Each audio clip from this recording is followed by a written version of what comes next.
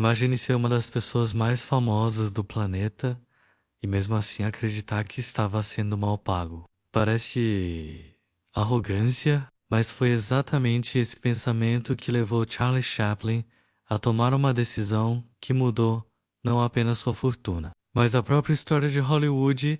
Enquanto quase todos disputavam salários maiores, Chaplin estava prestes a fazer algo muito mais inteligente. No início do século XX, o cinema ainda era um território novo. Ninguém sabia exatamente como aquela indústria iria evoluir.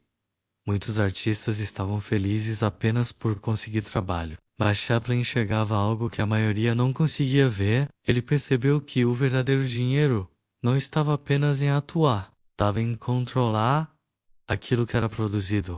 Sua infância havia sido marcada por pobreza extrema. Em vários momentos, a família enfrentou dificuldades tão severas que comida e moradia se tornaram preocupações constantes. Talvez por isso Chaplin desenvolveu uma relação muito diferente com o dinheiro. Ele sabia exatamente o que significava não ter nada.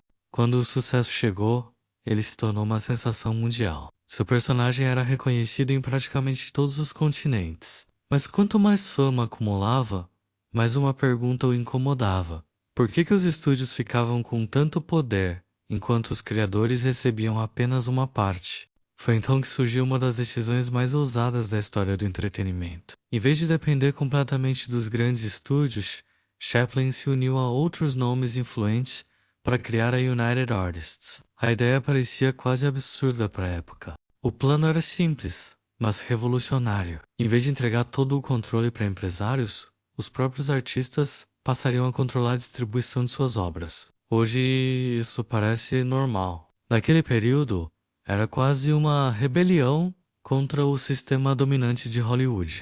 E aqui tá a parte curiosa. Muitas pessoas acreditam que milionários ficam ricos porque trabalham mais. Mas Chaplin mostrou outra possibilidade. Ele percebeu que controlar a estrutura do negócio podia valer muito mais do que simplesmente executar uma função dentro dele.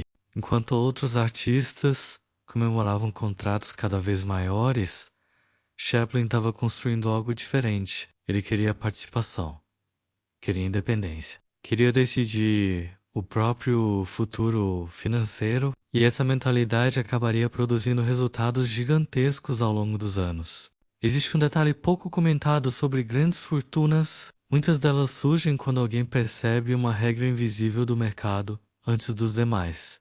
Chaplin identificou essa regra cedo. Quem controla os ativos costuma ganhar mais do que quem apenas fornece trabalho. Sua fortuna cresceu a uma velocidade impressionante. Mas o mais interessante é que ele não ficou conhecido apenas por acumular riqueza. Ficou conhecido por desafiar a forma tradicional de funcionamento da indústria cinematográfica. E isso exigia coragem. Muitos acreditavam que ele estava correndo um risco enorme. Afinal, enfrentar o modelo dominante poderia destruir sua carreira.